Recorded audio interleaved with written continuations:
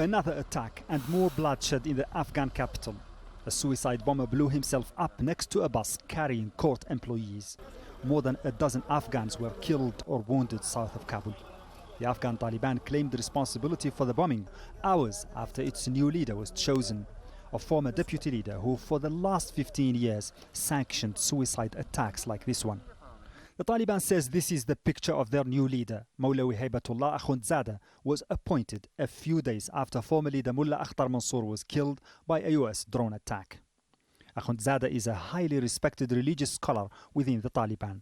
He carries the title Moulavi, placing him above the religious rank of Taliban founder Mullah Omar. He served as a Grand Mufti who resolves controversial religious issues. He hails from one of the most powerful clans within the Pashtun tribe, and he's from the southern province of Kandahar, the power base of the Taliban.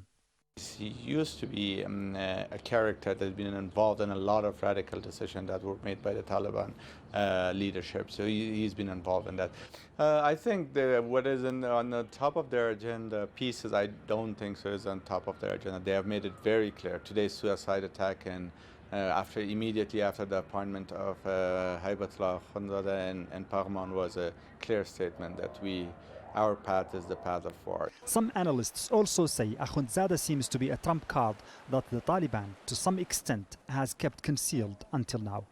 His primary role will be to offer supreme guidance, while the man appointed as his deputy, Sirajuddin Haqqani, will continue to control Taliban warfare. Haqqani is reported to be the mastermind of the Taliban's deadliest and most complicated attacks in Afghanistan during recent years. Observers say that if Akhunzada manages to keep Taliban united and with Haqqani as his deputy, then the group could be in a position to continue on the path of war unless it chooses to negotiate. Mohammed Vall, Al Jazeera, Kabul.